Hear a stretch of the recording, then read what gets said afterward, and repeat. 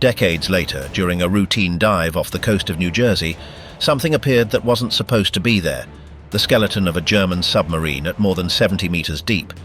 It had no visible name, it was not on any map, and according to the records it could not exist. Even so, it was there. And the strangest part, no one had claimed it. John Chatterton and Richie Cola decided to find out what it was. What began as a weekend curiosity ended up becoming an obsession that cost them years, money, friends, and lives. What did they find down there? And why had no one told the story?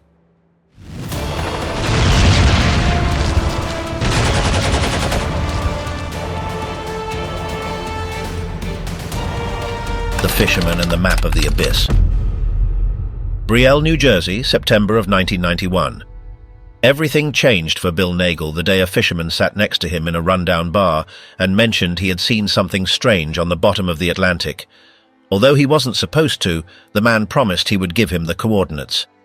They agreed to meet the next day at the old dock, the one that led to the Seeker, Nagel's boat, a vessel he had built himself to search for wrecks no one else was looking for. But the fisherman didn't show up. Nagel paced back and forth along the planks of the dock, avoiding the spots that creaked as if they were about to break. He had spent most of his life at sea and knew when something was about to happen. He felt it before a storm or before an engine failure. This time it was about that paper the fisherman was supposed to give him with the location of something hidden underwater. He looked toward the entrance of the dock. No one appeared. The salty wind rocked the boats and splashed cold droplets on his face. When the fog cleared a little, he saw the fisherman. He walked with a crumpled piece of paper in his hand. His expression was uneasy. He too was a man of the sea and sensed something was coming. In those September days, with the heat fading, Brielle showed its real life. It was a small town on the coast of New Jersey, populated by captains, fishermen, merchants, and young people who knew how to mend nets. There were also those who had achieved nothing, those who still dreamed of the ocean, those who had once been someone. When the tourists left, reality remained, to stay on the water or be left without work. The Seeker stood out among the boats at the dock, and not because of its size. Although it measured about 20 meters, it caught attention due to its appearance. Worn wood, scarred propellers, dents that told stories. That boat had been built by Nagel with a purpose, to take divers to the most extreme shipwrecks in the Atlantic. Nagel was 40 years old. He was thin, with skin weathered by the sun. He had been a successful tool salesman, but anyone seeing him at that moment with an old t-shirt, worn-out sandals, and a bottle of whiskey beside him would never guess he had once been respected. But he had been. At just over 20 years old, he was already known among those who ventured into sunken ships. It was rare for someone so young to stand out in that world. At the time, exploring those sites was a task for very experienced divers. Many wrecks had been ignored for years. Even though humanity had already reached the moon, the bottom of the Atlantic remained a mystery. For Nagel, it was impossible to ignore. It took a lot of courage to do what he did. In the 70s and 80s, diving equipment was basic, similar to what Cousteau had invented in the 40s. With a tank and a regulator, one could barely breathe. Even at 40 meters, the standard depth, any failure could be fatal. Nagel and others would go beyond 60 meters. They took risks every time. The sea did not forgive mistakes, and neither did the body. Many died trying to reach those wrecks. Even if the equipment worked properly and the body held up, there were too many ways not to come back. Moreover, that kind of diving was something new. There was no tradition or community with decades of experience. It wasn't something you learned in courses or from books. It was learned at the bottom, where the human body is not meant to be. If something went wrong, and it often did, Nagel was the first to face it. And if he managed to come back, he was the only one who could tell the story. That's why magazines sought him out. He never stopped. He kept going deeper. Beyond 60 meters, he reached areas where not even researchers knew what lay there, places where probably no one had been since the sinking. When he entered a ship at that depth, he was often the first to do so, the first to open sealed doors, the first to see the remains that had been trapped. That also meant there were no signs. No one had marked unstable structures. No one had written, "Do not touch." He had to discover everything on his own. Those who engage in this kind of diving know it. One thing is to move in total darkness inside a labyrinth of metal, knowing that if you touch the bottom, sediment will rise and you won't see anything. Quite another is doing it without knowing if anyone has tried it before and made it out. In his best years, the bottom of the Atlantic was like the Wild West. There were no rules. A single mistake could leave anyone there forever. The first dive into the unknown. The seeker had already been at sea for 20 minutes when the Jersey coast completely vanished beneath the dark sky. Only the navigation lights remained on, a white one on the mast, a red one to port, and a green one to starboard. It was the only sign that 14 people had embarked on a mission whose end they could not predict. Nagel and Chatterton were in the cabin using the autopilot. About 6 hours remained to reach the exact point. Below in the lounge, the divers began to settle in. They took off their clothes and climbed into the foam bunks attached to the walls, each with his blanket or sleeping bag, avoiding the original cushions worn from too many trips, sweat and salt. While the two in command continued on course above, everything fell silent below. Most already knew each other from previous expeditions. They knew that night was another gamble, following mysterious coordinates, hoping that this time there really was something beneath the water. They had already found scrap before, worthless rocks or meaningless structures, but this time felt different. The sea was calm. At dawn, the instruments indicated they were less than 1 kilometer from the marked site. Nagel turned off the autopilot, slowed the engine, and fixed his eyes on the sonar. On the screen, a silhouette appeared. It wasn't large, but it was there. Nagel announced there was something at the point, and Chatterton confirmed it. The sonar showed it rose about 10 meters off the bottom. Nothing impressive, but not dismissible either. Chatterton, who could descend to 70 meters without issue, prepared the plan with Nagel. 2 divers would drop the anchor. Chatterton would go down first, just to check. If he saw something worthwhile and not too deep, he would tie the rope. If it was just trash or deeper than 80 meters, he'd release the hook and come back up. That was always the rule. If it wasn't worth it, no one else would dive. The crew gathered on deck, waiting for the order. Nagel stepped out of the cabin, leaned on the railing, and clearly explained the plan. He indicated that what lay below was between 65 and 70 meters, that it wasn't a simple dive, and that Chatterton would go down first. If it wasn't worthwhile, no one else would dive, but if he found something useful, they would continue. Until he gave the signal, everyone was to stay out of the water. Chatterton went to get his gear. Nagel maneuvered the anchor. When it was hooked, he turned off the engines. The seeker was now connected to the seabed by that direct line. At the stern, Chatterton was adjusting the final details of his equipment. The others watched in silence. He asked for 6 minutes. Then they would loosen the rope. If he found nothing, he would release 2 cups, which meant he would not tie anything and would surface. But if he released only 1, it meant he had already secured the rope, and they should haul it up. Before diving, he turned to the others and reminded them that until he completed decompression and returned, no one was to go down. Everyone understood. He approached the edge, put in his regulator, lowered his mask and checked his watch. 6 minutes. Nagel checked his as well. Then Nagel returned to the cabin, turned off the navigation systems, and stashed the charts in a drawer. He liked these people, but he wasn't going to risk his coordinates for anyone. While some moved toward the bow, Chatterton knelt at the edge and let himself fall into the water. At the surface, he swam to the anchor rope, grabbed it, and released air from his vest to begin the descent. The current moved him erratically, and the rope twisted into odd shapes. Still, he held on tight and vanished into the water. Studying the enemy, the Nazi submarine on dry land. Chatterton entered the U-505, a German submarine from the Second World War that is housed at the Museum of Science and Industry in Chicago. It was full of valves, cables, steel doors, and mechanisms. Everything seemed like a closed system designed to show that living underwater was possible. Space was minimal. Some corridors were so narrow that 2 people couldn't pass side by side. To move from one section to another, the sailors had to crawl through metal hatches. No one had a bunk that fit their body entirely. As he moved forward, he listened to the tour audio. It explained that the sailors slept in shifts on small beds.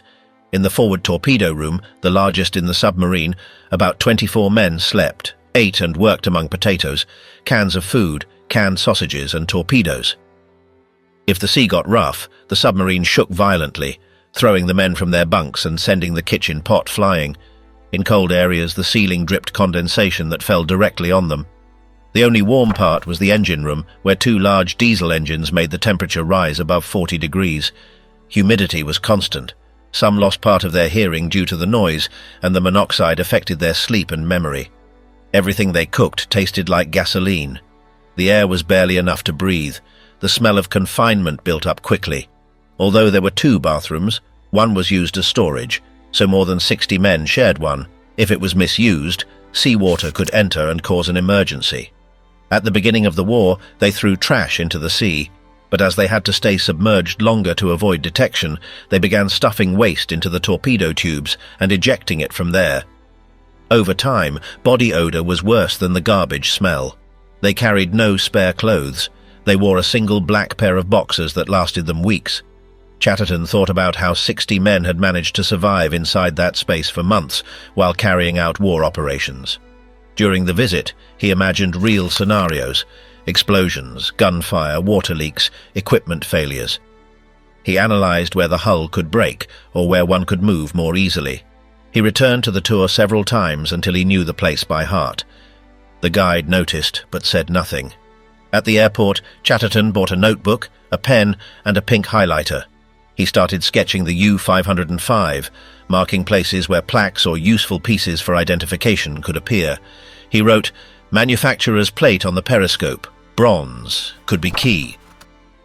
When he boarded the plane to New Jersey, he already had a clear idea of what a German U-boat submarine looked like. The next dive was scheduled for the 21st of September of 1991. The group was the same, with one absence and one addition. Ron Ostrowski couldn't go due to personal matters. He was replaced by Dan Crowell, a ship captain and acquaintance of the Seeker who hadn't been able to go on the first trip. As the day approached, the divers prepared with more intensity. Doug Roberts and Kevin Brennan checked their gear. Kip Cochran, Paul Skabinski and John Yerger read everything they could find about German submarines. Each experienced it in their own way, knowing that it's not every day one has the chance to find something unique underwater. Steve Feldman, head of props at CBS, was especially excited. He had already participated in the first trip. He had gotten into diving a decade earlier, after a sudden divorce. He was depressed, overweight, and smoked heavily.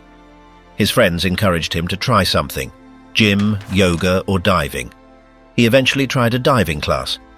Since then, everything changed. He lost weight, quit smoking, returned to the gym, and began training to become a better diver. In recent years, he had spent every free moment underwater. Cursed objects. Chatterton couldn't stop thinking about Horenberg's knife or the mugs with swastikas he had retrieved from the submarine. Reading about the Nazis or the U-boats was one thing. Holding those objects in his hands was another. The mugs were heavy, and the swastika could be felt to the touch. No one had touched them since that submarine sank. It was as if they had crossed intact from the Third Reich to his home. That's why they continued to cause unease even there, on his shelf. Since they had recovered the tableware, there was no one left in the diving world who hadn't heard about the submarine. If anyone still didn't know, that changed quickly. Now it was a fixed topic in every conversation among divers on the East Atlantic coast. Chatterton and Nagel understood that all this attention would bother Belender. He was one of those who couldn't stand being left out of the spotlight. Maybe he didn't yet know the exact location, but they believed that with his connections, it wouldn't be long before he found out. Most likely, he would soon show up with his boat, the Wahoo, to claim the discovery. In another time, they would have returned to the site without delay. They thought that with a couple more dives, they'd be able to identify the submarine. But hurricane season had begun. During those months, diving conditions could change within hours. With the Seeker anchored, Nagel once again promised he would quit drinking and get in shape for the next campaign. Chatterton threw himself fully into the archives. If he couldn't go down to the wreck, he would try to make progress from the surface. He didn't just read books. He wrote letters to the Naval Historical Center in Washington, where all the Navy's records from the war were kept. He hoped some archivist would send him useful information. But the responses were slow, and when they came, they contained only brief summaries. If he wanted to move forward, he had to find another way. In New Jersey, Kohler was following the same path. From his home in New Providence, he spent the nights poring over books on German submarines. Although his glass business required him to be up early, he stayed up reading until the early morning. In the mornings, he flipped through publisher catalogues while shaving, searching for more material. He filled out checks, hoping his wife wouldn't ask too many questions. He also began frequenting a German-American club on Route 130, near Burlington, where he introduced himself to several older members, hoping someone might have relevant information. During that search, he found that a former submarine commander named Herbert Werner lived in the United States. Werner was the author of Iron Coffins, a reference book for those studying the U-boats. Kohler found his address in New Jersey after checking several records. Then he got a phone number. He contacted Werner and introduced himself as a diver. He explained that he and his team had found a German submarine off the coast of New Jersey and that he needed to ask him something. Werner replied that everything he had to tell was already written in his book and that he had no further information to offer. He ended the conversation politely but firmly, leaving no room for more questions.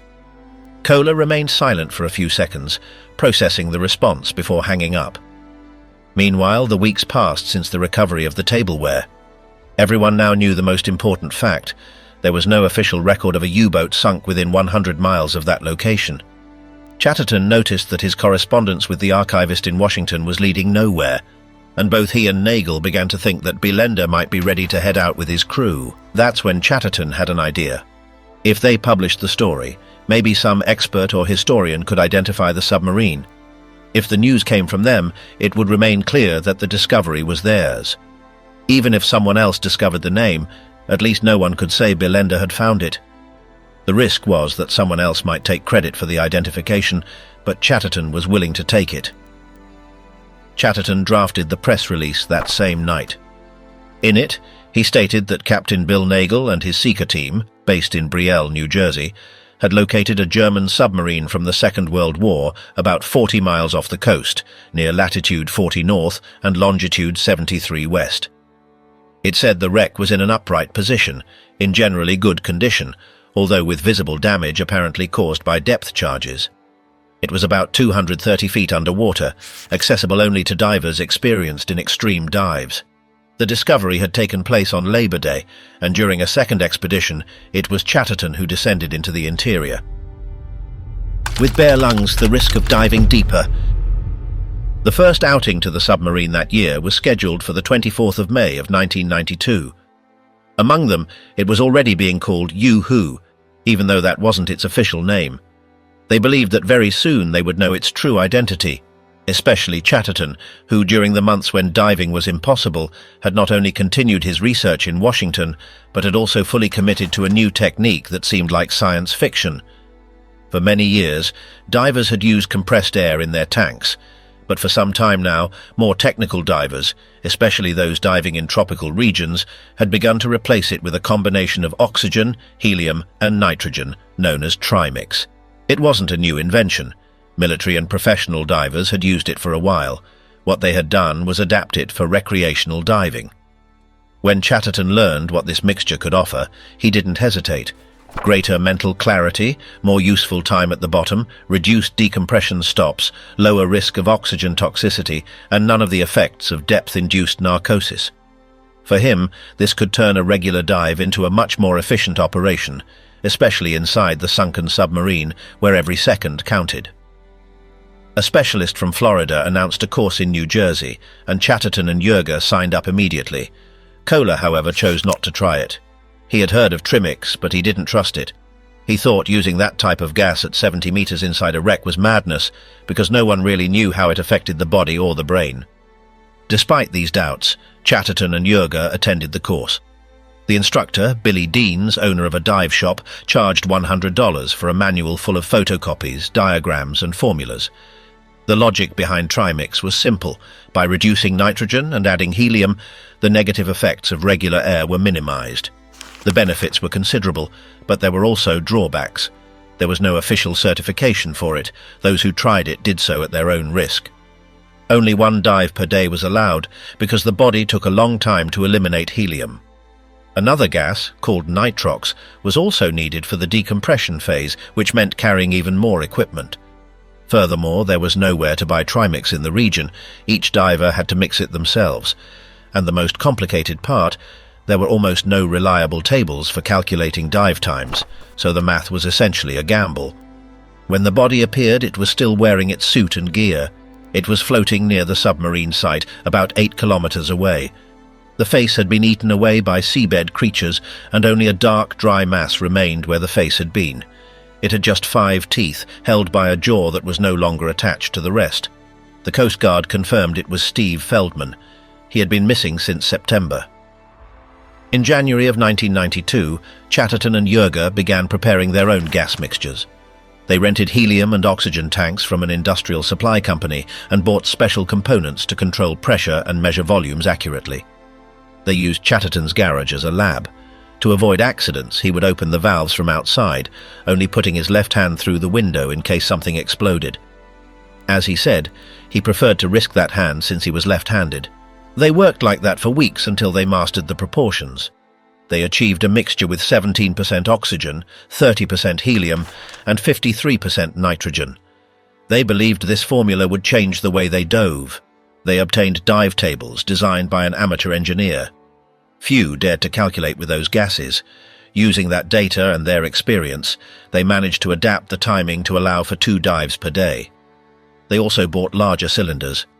When the weather improved, they tested everything in a quarry, practicing weight distribution, valve handling, and breathing control. In those calm waters, they felt alert and precise. But they knew that in the open sea it would be different, and inside the submarine even more challenging. On the night of the 23rd of May, the team members gathered on the Seeker. They hugged, checked their new gear, and shared winter stories. Everyone was curious about Trimix. Chatterton and Richie maintained that they believed they would come back alive. Kohler was one of the last to arrive. Compared to Chatterton's new equipment, his looked like something from another era. On his vest, he wore the symbol of the Atlantic Wreck Divers Group, a skull with crossed bones. Chatterton saw him from the deck and shouted that he looked like a fossil, to which Kohler replied that maybe so, but at least he wasn't gambling his life with experimental gases. Shortly afterward, Nagel arrived. He hadn't been seen since the close of the last season. He had promised to take care of himself, to quit drinking, and to train. But the man who showed up bore no resemblance to that image. His skin was yellow from jaundice, his hair dirty, his body completely weakened. He didn't even bring diving gear. The phantom knife, a clue that didn't fit. A day after retrieving the knife from the wreck, Chatterton began researching Horenberg. He prepared a letter detailing the discovery and sent it to 4 people he believed could help trace Horenberg's identity and uncover which submarine it had come from. One recipient was Harry Cooper, president of Shark Hunters, who had connections in the U-boat world. Another was Carl Friedrich Merton, a veteran with whom Chatterton had previously corresponded, and who suspected the wreck might be the U851, once commanded by a colleague of his. He also wrote to Charlie Grutzemacher, head of the International Submarine Documentation Center in Germany, and to Horst Bredow, a former submariner and founder of the U-boat archive in Cuxhaven-Altenbruch, regarded as the most comprehensive source on the subject. He expected a reply within a week. Meanwhile, Kohler continued reviewing patrol reports from U-boats that had operated near the Americas. For both men, it was no longer just about solving a mystery. They felt that once the submarine was identified, they would have to explain to the families why their relatives were there, buried in silence. If Horenberg had a wife, they thought she deserved to know her husband's fate and understand why no one had reported it for decades. Days went by without a reply, then weeks. Chatterton spent hours by the phone waiting for a call. He checked the mailbox in hopes of finding an envelope with a blue border, typical of international airmail. After a month with no news, he wrote to all 4 again. They all responded the same. They were still investigating, but the case puzzled them. 2 months later, an enthusiast Chatterton had previously spoken with reached out with an update. He claimed the knife was not a valid clue. According to him, there was only one Horenberg listed in the submarine service, and he had not operated in the Western Atlantic. Moreover, he couldn't recall which units he had served in. That left Chatterton baffled. According to reliable sources, Martin Horenberg had been a radioman on a German U-boat. Records showed his only patrol had been aboard the U869, sunk after an Allied attack near Africa in 1945, thousands of kilometers from where the wreck had been found. The entire crew, including him, had died. That confirmed that anyone claiming to have spoken with Horenberg was lying. Chatterton decided to cut off all contact with that enthusiast. Still, he didn't rule out the possibility of another unregistered Horenberg. He had heard of a monument in Germany that included all submariners killed in the war. If he could travel, he could check for the name himself. He also planned to review Bredow's archives in person. He marked March as the ideal date for the trip. He invited Jürger and Kohler. Jürger accepted, but Kohler couldn't take a week off from work. Even so, he appreciated the invitation as a sign of respect from Chatterton. Kohler said he would continue researching from home. Before traveling to Germany, Chatterton received an unexpected call. An older man introduced himself as Gordon Veith. He had been an intelligence officer during the war in the airship unit, in charge of Zeppelin flotillas. He said he had heard about the submarine discovery and wanted to know what Chatterton was working on. Chatterton explained that his connection with the Naval Historical Center was progressing slowly. Veith offered to introduce him to the center's officials. He said he was friends with them and that they might help him find information. He clarified that he didn't want to interfere, only to help. Chatterton couldn't believe the opportunity. Veith had been on the anti-submarine front and had high-level contacts. They agreed to meet in Washington at the end of February. After hanging up, Chatterton wondered if it was still worth traveling to Germany. If anyone had the information he was looking for, it was the US government, and now he had a way in through the front door.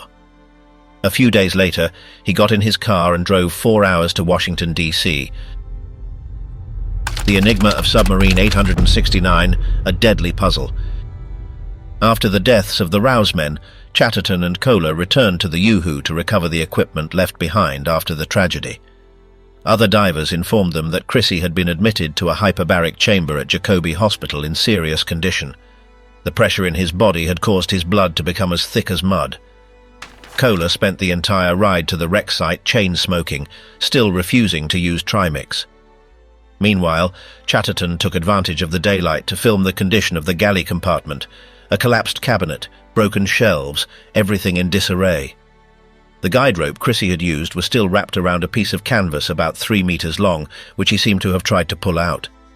At first glance, it appeared to be remains of an emergency raft. The printed instructions in German provided no concrete information. Outside the hull, Kohler found 3 stage tanks. Amid the confusion of the accident, neither father nor son had managed to recover them. All bore the surname Rouse, without distinction of ownership, showing that they shared gear regardless of whom it belonged to. Upon returning to land, Chatterton and Kohler resumed the investigative phase. With the technical diagram they had obtained of the submarine's interior, they began to thoroughly study the Type NIX-C models built at the Deschimag Bremen shipyards. These were 52 submarines that had never returned from their missions. They decided to narrow the list using 2 criteria. First, exclude any submarine with survivors, since those wrecks were presumably already identified. Second, eliminate all models that had a deck gun, as the Yoo-Hoo showed no signs of ever carrying one. With those filters, they began to reduce the list in Washington. Of the 52 submarines, 22 had at least 1 survivor. That left 30. Of those, 10 had deck guns. The final list consisted of 20 possible units. Both men knew that somewhere on that list was the true name of the sunken submarine. They returned to New Jersey and resumed their meetings at their usual restaurant. There they defined the next step, to consult the war orders and movement logs of the German submarine fleet. If any of those 20 had been deployed outside the reach of the Western Atlantic, it would have to be ruled out. Shortly afterward, Kohler contacted Chatterton in the middle of the night. He was concerned about Nagel's emotional state. He feared he might act impulsively. Chatterton, already familiar with such situations, responded with resignation, convinced that if Nagel did anything, it would not be violent, but driven by alcohol. They returned to Washington to continue reviewing naval records. After checking patrol orders and coordinates, they determined that 18 of the 20 candidates had operated in areas too far from the U.S. East Coast. Those were eliminated as well. Only 2 units remained, U-857 and U-879. Both had documented missions in the exact sector where the wreck was found. Both had departed from Norway to that region around the same dates that U-869 had been deployed. This explained why Horenberg's knife had been found there. Perhaps he had lent it, lost it, or passed it on. Either way, it fit. They consulted the most cited historical sources. These reported that U-857 had been destroyed off Boston by the USS Gustafson, while U-879 was sunk near North Carolina by the USS Buckley and the USS Reuben James. None of that matched the U-Who's position. Faced with these contradictions, they decided to examine the Navy's reports on both sinkings. They needed to verify whether the official data aligned with what they knew about the actual site. They didn't fully trust secondary sources. As it was already night, they found a budget motel on the outskirts. The next morning, they returned to the Naval Historical Center with the intention of reviewing the original reports on the destruction of U-857 and U-879 with their own eyes. Kohler, the boy fascinated by the Nazi war. Richie Cola was the ideal type to venture into an unidentified sunken German submarine. In 1968, his family moved to Marine Park, a quiet neighborhood in Brooklyn. It was a place where Italian and Jewish families lived side by side, where kids ran errands for neighbors and people grew figs in their backyards. His father, Richard, was 28 and ran a glass business. He was deeply connected to his German roots. His mother, Frances, 27, was Sicilian and equally proud of her heritage. Both wanted their children to grow up valuing their identity, especially Richie, who was 6 at the time. But Richie wasn't like other boys. He read constantly, but not storybooks. He was interested in science magazines, books about wars and outer space. When he ran out of reading material, he started over. His mother asked him to play outside, but he preferred more books or technical magazines. He read everything he could understand. Francis kept buying him more. Richie spent his days reading military manuals and biographies. When he discovered NASA's space program, he became obsessed. He wanted to be part of something like that. He drank Tang because it was the astronaut's drink and wrapped his action figures in aluminum foil to pretend that they were in space. Meanwhile, his father worked all day but still made an effort to teach him practical skills. He showed him how to use tools, how to work with his hands, how to fix things around the house and on the boat. Richie knew how to cut glass by the age of 7, but when he made mistakes, his father corrected him harshly. Richie admired him so much that even a comment would affect him deeply. Frances didn't agree with that approach. She reminded Richard of how his own father had treated him, but he didn't know how to do it differently. Over time, Richie stopped dreaming of being an astronaut and just wanted to earn his father's approval. If he asked for something, Richie did it. If bravery was needed, he volunteered. Since he was a child, he couldn't stand losing or coming in second. Richie had olive-toned skin, light brown eyes, and drooping but expressive eyebrows. As a boy, his eyebrows would even move as he read. His father always said that Germans were hard workers, serious and never complained. He had a motto, "If you want more, you have to be more." Richie memorized it. His father also told him never to let anyone look down on him for his last name or for where he came from. Richie took it seriously. He read everything about German history, about the war. He knew that on TV Germans were always shown as the villains, but he saw another side: discipline, technical skill, organization. What impacted him most was when his father talked about Mr. Siegel, a strong neighbor who had been part of a circus in Germany before escaping the country when Hitler began rising to power. That man told Richard stories about the Germany he admired, the quiet villages, the scientists, the craftsmen who knew how to do their work well. After meeting him, Richard understood what being German meant. Richie noticed how his father spoke of Siegel with respect. He was his hero, and that made Richie feel that he too had to learn that history, to understand where he came from. He began studying more about the Second World War and about what happened in Germany. In class, he always chose to speak from the German perspective, explaining how it was experienced on that side. He even told his neighbors. He explained that his last name came from the German word for miner. As he researched more, he realized he saw wars differently. He didn't just read the facts, he was also interested in what the soldiers felt. He thought about things like what they wrote in letters from the front, what little things they missed from home, or what it must have felt like to receive news of death back home. He was different. While his friends focused on the data, he wanted to understand the human side behind it all. The final dive, the day everything came together. In late May of 1993, as the weather began to improve in Brielle, the divers organized the first outing of the season to the wreck. The seeker was reserved as usual. By then, both Chatterton and Kohler were already referring to the submarine as the U-857. They used that name even in their presentations to other divers. Many present didn't understand why they kept visiting such a risky site if they already believed they knew its identity. The answer was always the same. Without physical evidence extracted directly from the wreck, everything else was speculation. They hadn't invested so much to stop halfway. The dive was scheduled for May 31st on Memorial Day. Both arrived by road at the port where the seeker awaited them. Chatterton felt an unusual calm. He had already inspected the main areas of the wreck, had found relevant elements, and gathered enough material to form a clear idea of its origin. The most recognized experts in the world of U-boats supported his hypothesis. Kohler, for his part, was also undergoing a transformation. 2 years earlier, his style resembled that of a relic hunter, following the rougher approach of the Atlantic Wreck Divers Group. But things had changed. Chatterton's persistence, his dedication to filming every corner, researching old documents, and challenging poorly documented data had made him see diving differently. For him, it was no longer just about retrieving remains from the seabed. He felt part of a historical quest, although that new perspective wasn't well received by his old peers. During the months on land, several accused him of distancing himself from the group. At occasional meetups, they made sarcastic remarks. Some mentioned the Andrea Doria episode mockingly. These reproaches affected him, especially coming from those who had helped him when he first started diving deep wrecks. Chatterton noticed and didn't hesitate to step in. He made it clear that his former teammates were just repeating dives on already explored ships, seeking objects with no historical value. He told him that if he thought like them, he wouldn't be involved in the submarine investigation.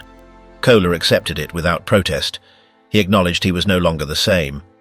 During the winter, he even decided to learn how to use Trimix. He had seen how that gas had improved the performance of other divers, and also believed the Rouse accident could have been avoided had they used it. He took it so seriously that he quit smoking to optimize his performance underwater. Nagel also showed up on the Seeker. He brought the same sleeping bag with childish drawings he had used since his youth, the same one he took on the recovery of the Andrea Doria's bell. The atmosphere was tense. Some greeted him coldly. When the boat departed toward the wreck, everyone felt at ease knowing that Chatterton and Crowell would lead the expedition. During the voyage, each diver reviewed their strategy. Packer and Gatto, considered among the most technical in the country, had targeted the diesel engine room.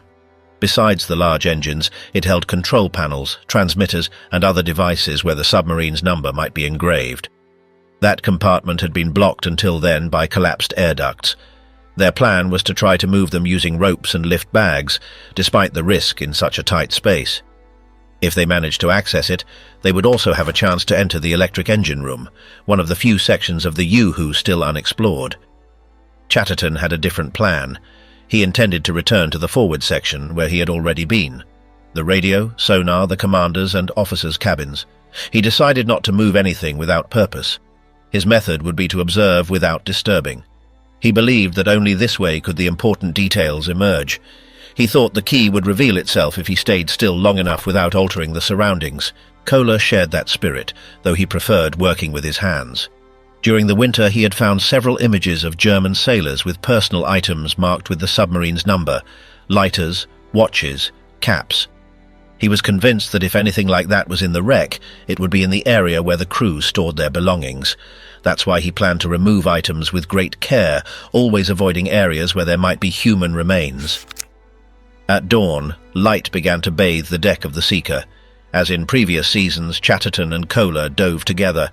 This time, Kohler was breathing his own mix of Trimix. That gas he had once rejected was now part of his setup. At 30 meters, he confirmed his mind was still clear. At 60, everything remained under control. Chatterton watched him closely, alert, as they descended toward the U-Who. The submarine that self-destructed, the Mystery of U869, uncovered. In January of 1944, while Allied bombings continued to devastate Berlin, several hundred young Germans arrived at the Deschimag shipyard in Bremen to begin their naval training. Most brought just a suitcase with some clothes and a personal item. 50 of them were assigned to a submarine that at the time carried the provisional code W-1077. They would later know it as U-869. The vast majority had no prior experience in submarine service. Many had been selected for their technical profiles. The group's average age was just 21. 22 of them weren't even 20. One of the recruits was only 17. This generation of crewmen was very different from those in the early years of the war. In 1939, joining the submarine force required a much higher level of preparation. Among the few with experience was Herbert Gushevsky, a 22-year-old radio operator with 3 previous missions aboard the U-602. He had been transferred off the vessel before its last departure to reinforce other units. It was hard for him to accept. He felt like he had been separated from his home. Shortly after, the U-602 departed for the Mediterranean. It never returned. That same night, while settling in Bremen, he received a visit from another man assigned to his same boat. It was Martin Horenberg, a radio operator of higher rank. They exchanged greetings and a few formal words. Gushevsky silently understood he wouldn't hold the lead position in communications. Still, he accepted the situation and prepared for what lay ahead. A few days later, both operators, along with other crewmates, took a tram to the shipyard to see the submarine they would serve on. Upon arrival, the air smelled of fuel, sea salt, and fishing nets. When they asked for their boat, they were led to a dock where they saw it for the first time. It was a long, slender figure with the typical cylindrical shape. Its dark colour blended into the grey surroundings. It seemed part of the water, the sky of nowhere. As the new crewmen settled on the deck, they noticed a tall man watching them silently. He had a stern face and very dark eyes. His posture was rigid. Everyone instantly understood he was their commander. He was Helmuth Neuerberg, 26 years old. Rumours surrounded him, that he had been a Luftwaffe pilot before joining the Navy. He conveyed authority without raising his voice. The men formed ranks of 3 in military style. Neuerberg looked at each of them one by one, then focused his gaze on the water. He gave a brief speech in German, without drama, but with firmness. There were no excessive gestures or emotional words. He simply ordered the submarine's flag to be raised. When it reached the mast, he saluted it with the traditional military gesture, not the Nazi salute. He stated plainly that the boat was now officially commissioned. After the ceremony, the crew departed. Gushevsky, observing the coldness of the event, thought times had changed. That evening, everyone gathered at a boarding house in Bremen to share a modest dinner. Neuerberg sat beside his second officer, Siegfried Brandt, 21, and the chief engineer, Ludwig Kessler, 30. The menu was herring with boiled potatoes, nothing compared to the induction parties Gushevsky had seen before, which included theatre, drink and celebrations until dawn. This time there was none of that. However, his mood wasn't bad. His brother Willie had come to visit, and they shared that meal, which he himself paid for. Afterwards, Willie said goodbye and returned home. On January 7th, 1945, U869 departed from Kiel. Shortly after, a command station sent it new orders to change course. It was to head further south. That message was intercepted by Allied forces. However, it was never clear whether Commander Neuerberg received the complete order or if there was an error in transmission. As far as is known, the submarine maintained its original heading toward the US East Coast. On January 11th, all communication with U-869 was lost. On land, it was assumed the mission was still underway, heading into the Atlantic. On February 16th, a US destroyer launched depth charges off the coast of New Jersey. They heard an explosion, but there were no clear signs of a hit. No oil surfaced, no debris, no bubbles. In official records, it was never logged as a confirmed sinking. It went unnoticed. Over time, and thanks to later investigations, the truth of what had happened was uncovered. U-869 was not attacked by an enemy. The submarine had deployed one of its own anti-submarine charges as a defensive maneuver, but one failed to clear the area. It rebounded and detonated too close to the hull. The explosion caused a rupture in the fuselage. It was fatal. The vessel that aimed to avoid an attack ended up being destroyed by its own weaponry. The forgotten names, the final test beneath the sea. Since 1991, Chatterton and Kohler had followed what the official records indicated. U-869 had been lost near Gibraltar. More than 2 years later, intercepted radio transmissions between the submarine and Naval Command almost fully confirmed that the wreck found off the coast of New Jersey was in fact U-869. Both divers reviewed their personal archives. Chatterton retrieved a crew list he had copied during his visit to the German submarine archive. Kohler, familiar with German ranks and abbreviations, read the names and details. The list included 56 men. The commander was Helmuth Neuerberg, born in 1917, 27 years old at the time of departure. The first officer was Siegfried Brandt, 22. Martin Horenberg, radio operator 25, was also listed. When analysing the sailors' ages, they discovered that 24 of them were under 20 years old. The youngest, Otto Britzius, was only 17. For 3 years they had been diving among the remains of these men without knowing who they were. Now they had names, ages, roles. They were no longer just unidentified remains. News of the transmission spread among experts. The most accepted version was that U869, originally destined for another area, never received the course change order and ended up on the US coast, where it was sunk.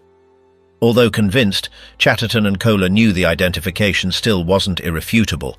No item bearing the submarine's number had been recovered. There was still the possibility that someone could claim the wreck belonged to U857, which had also disappeared in the same region. It could even be argued that the knife engraved with Horenberg's name had been transferred between submarines. That's why they decided to return to the bottom. A concrete piece of evidence was needed, a part with U869's number. The diving community did not support the idea. 3 people had died at the site, others had come close. They said the case was solved, not worth further risk. But Chatterton and Kohler were not willing to leave the story unfinished. For them, an identification without physical evidence was still half a job. Chatterton thought of his childhood years at sea with his father. He understood that what they were doing wasn't just research. They were trying to recover accurate history and give identity to those forgotten underwater. The errors they had found in the official records throughout the process reinforced that need. They knew institutional data could fail. They wanted to contribute a complete truth. In 1994, as the new diving season began, Chatterton set himself a goal: to find a new access route that might lead them to a plaque, a tag, or any physical trace confirming the submarine's number.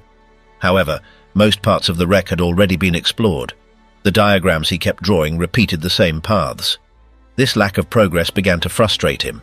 At home, during sleepless nights, he spent hours questioning why his ability to find relevant details among the wreckage seemed to have vanished just when he needed it most. During that period, Kohler stayed close. He called frequently or showed up at his door. His direct manner pushed Chatterton out of inertia. He insisted they couldn't stop now. He reminded him it wasn't just about exploring, it was about proving they were the true discoverers of the wreck. He wouldn't allow others to finish the work and take the credit.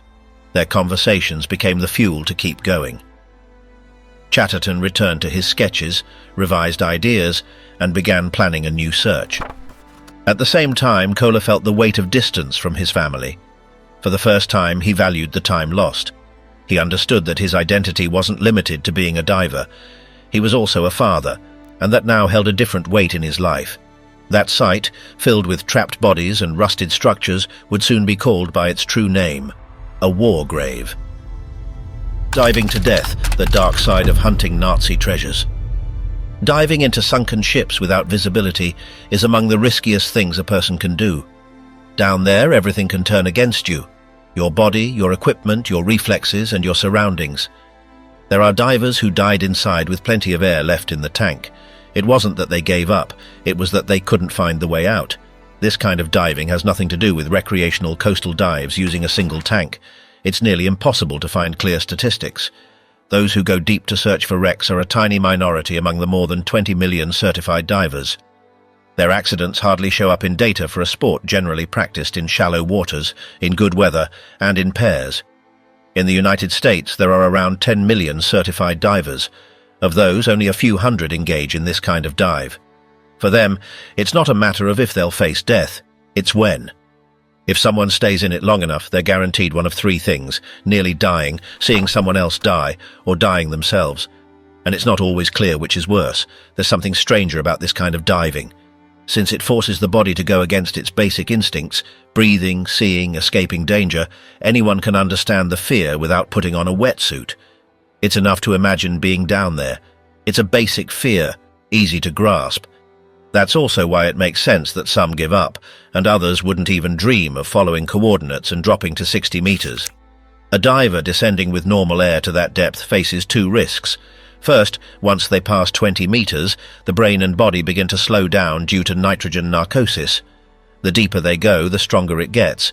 At 30 meters or more, where the most sought-after wrecks are, the brain is no longer at 100%. Even so, quick decisions and precise movements are still needed. Second, if something serious happens down there, they can't rush to the surface. If they've been deep for a while, they must ascend slowly, stopping at specific points to let their body adjust to the pressure. They have to do this even if they're running out of air or about to pass out. If they panic and ascend quickly, they risk what's known as decompression sickness, or the bends. If it hits hard, they can be left with severe after effects, end up paralyzed, or die outright. Those who've seen this up close don't take it as just another scare. When a diver breathes compressed air, they inhale oxygen and nitrogen, but in much greater quantities with each breath. At 2 atmospheres, there are twice as many molecules as on the surface. At 3, triple, and so on. That extra nitrogen doesn't just stay in the lungs. It seeps into the blood, muscles, joints, brain, spine, everywhere. The deeper and longer the dive, the more nitrogen the body absorbs. At 20 meters, the effects begin. It's called nitrogen narcosis. Some say it feels like being drunk. Others compare it to being sedated or drugged. At shallower depths, it's not as strong. Thinking becomes harder, movement slower, visual field narrows, and reactivity increases. But as depth increases, the effects worsen. At 40 meters or more, most divers no longer perform well. Some can't even tie a simple knot. Others forget what they were doing and mentally repeat their steps to avoid losing the thread. Further down, around 60 meters, some hallucinate. There have been divers who claim to see lobsters talking to them or giving absurd advice. Several realize they're experiencing narcosis based on what they hear. Some feel their pulse in their ears like drums. Others hear a constant buzzing like an old alarm. Beyond 60 meters, this disorientation caused by nitrogen makes everything feel exaggerated. Fear, joy, the good and the bad. Simple things like dropping a knife or kicking up silt can seem catastrophic. And serious things, like running out of air or losing the guide rope, can seem like minor issues. In a sunken ship at that depth, losing your mind or making a wrong move can be fatal. Nitrogen also brings another problem.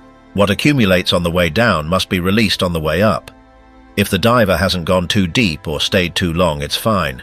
But if they've gone far or remained a while, they must ascend slowly so the nitrogen can escape in small bubbles. Like opening a soda bottle carefully. If done slowly, the gas escapes without a mess. The U-Who is no longer a mystery. Today it's known that it was the U869, sunk by mistake on its first mission, forgotten by official records and lost at the bottom for nearly half a century. But what makes it unique is not just its story, but how that story was told.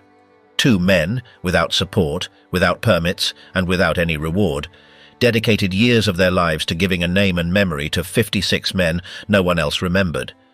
There were no medals, no official recognitions, just 2 divers, a pile of old documents, and a question no one else dared to ask. And even though there's nothing left to find down there, its story remains, with the names, the errors, and the silence of what was never told.